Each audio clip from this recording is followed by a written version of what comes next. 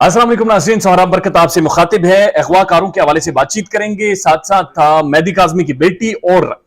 ज़हीर बनाम रियासत पाकिस्तान उस केस के हवाले से बड़ी इंपॉर्टेंट बातचीत करेंगे। लेकिन उससे पहले आपको बता दूं, लाहौर के अंदर एक बहुत ही इंपॉर्टेंट प्रेस टॉक हुई है और उसमें डिटेल में डिस्कशन की गई है कि आखिर क्या वुकला कोर्ट में जाकर कस्में खाते हैं, ऐसा कोई प्रेसिडेंट मौजूद है या खानी चाहिए थी या नहीं खानी चाहिए थी, और जो डिटेल जजमेंट है वो अभी तक कोर्ट के सामने नहीं आई, उस पर भी बातचीत करेंगे। लेकिन उससे पहले आपको बताएं कि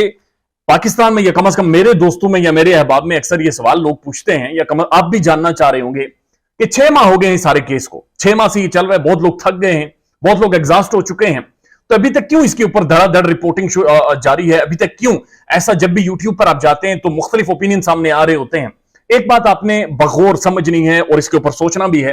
कि चाहे वो जुनैरा का ग्रुप हो, चाहे जो इस तरफ के लोग हों जो मेहदी काज़मी की बेटी के हवाले से बातचीत कर रहे हैं, यह पाकिस्तान की तारीख का, 75 साल तारीख का यह वाहिद केस बन गया है कि जिसने पाकिस्तान की middle class, lower middle class, upper middle class और एक पढ़ी लिखी अनपढ़ तमाम तर क्लासेस को, तमाम तर लोगों को, चाहे ओवरसीज पाकिस्तानीज हो, एक प्लेटफॉर्म पर लाकर जमा कर दिया है, जहां पर एक बड़ी हल्दी एक डिबेट शुरू हो गई है, एक बहस शुरू हो गई है, एक आर्ग्यूमेंट शुरू हो गया है। और उस आर्ग्यूमेंट, उस बहस का बुनियादी नुकता यह है कि क्या पाकिस्तान के अंदर ह्यूमन ट्रैफिकिंग हुई है या नहीं हुई, होनी चाहिए या नहीं होनी चाहिए, हो रही है या नहीं हो रही। और जो भी आप रिपोर्टिंग देखें, चाहे कोई गालियां दे रहा है, चाहे कोई नंगी वीडियोस बना रहा है, चाहे कोई धमकियां दे रहा है, चाहे इस तरफ से कोई धमकियां दे रहे हैं, at the end of the day the point of the debate is a human trafficking. Pakistan के अंदर खवातीन के साथ जो ज्यादती होती है, जो 2 नंबरी होती है, दैट इज द बुनियादी पॉइंट जो डिस्कस हो रहा है। अच्छा, इस सारे आर्ग्यूमेंट में, इस सारे केस के अंदर इन्वॉल्व कौन कौन है, यह भी जानने और समझने की जरूरत है।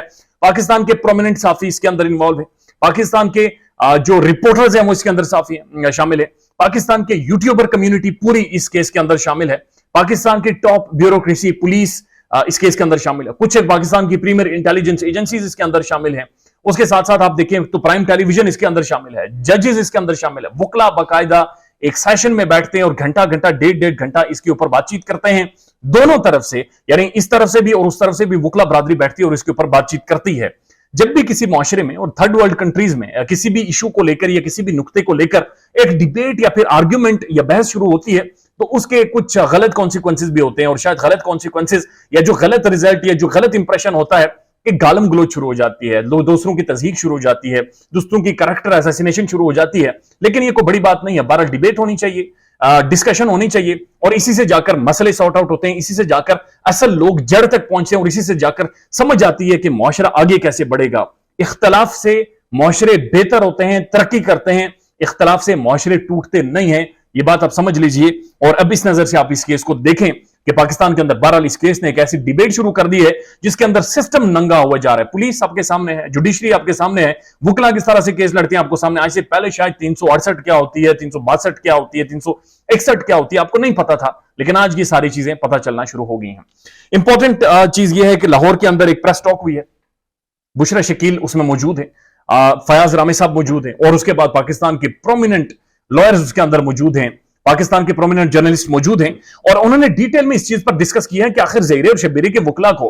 क्या जरूरत पड़ी थी कि कोर्ट के अंदर उन्होंने 25 से 26 बार कसमें खाई, और जज साहब कसम खुदा की है, जज साहब कसम खुदा की वो है, जज साहब ये है, मेरी कसम ले लें, फलां की कसम ले लें, ढिमकान की कसम, लटन पटन, और एक कसमों का सिलसिला शुरू किया गया। और इतलात ये है कि या कुछ लोग अंदर मौजूद थे, 26 से 27 कसमें दफा उन्होंने कसम से ये कर, कसम से वो, कसम से कसम, बहरहाल उन्होंने भरपूर तरीके से ये इस वर्ड का इस्तेमाल किया। जब आप उस प्रेस कॉन्फ्रेंस को सुनते हैं तो उसके अंदर जो फयाज रामे साहब है या उनके साथ जो वुकला की टीम मौजूद है, जो पाकिस्तान के लीगल फ्रेटर्निटी है, जाहिर है वो भी हमारे काबिल एहतराम लीगल फ्रेटर्निटी है, लेकिन जब आप उन्हें देखते हैं, उन्हें सुनते हैं, तो उसके बाद वो बड़ी डिटेल में बातचीत कर रहे हैं कि ये पहला केस है जो कि अनप्रेसिडेंटेड है, जो कि इतना गैर मामूली है, जिसके अंदर वुकला भी पर्सनली इन्वॉल्व हो गए हैं। वुकला जो कि कस्टोडियन ऑफ कॉन्स्टिट्यूशन होते हैं, कस्टोडियन ऑफ लॉ होते हैं, कानून के रखवाले होते हैं, उनका काम होता है कानून को प्रेजेंट करना, ना कि अपनी जातियात को अपने इंटेलेक्ट की बुनियाद पर, एक जाती इंटरेस्ट, एक जाती ख्याल की बुनियाद पर कोर्ट में जाकर कसमें खाकर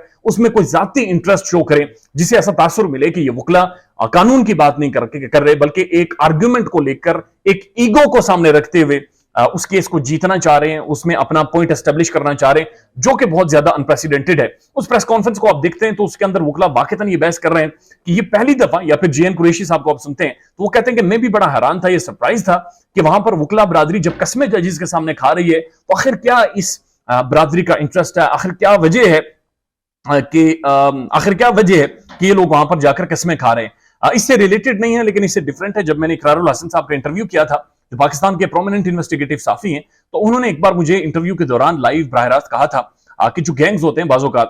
ان گینگز نے یا پھر جو 2 نمبر اڈے چلانے والے ہوتے ہیں انہوں نے کچھ ایک اپنے لائرز رکھے ہوتے ہیں, وہ انہیں پیسے شیسے بیچتے ہیں اور ان لائرز کا کام ہوتا ہے ان گینگز کو, ان جگہوں کو دفاع کرنا ایٹ اینی کاسٹ. وہ بھی ہمارے لیے قابل احترام ہیں, وہ وکلا بھی, یہ وکلا بھی, اور تمام تر لیگل فریٹرنیٹی ہمارے لیے قابل احترام ہے.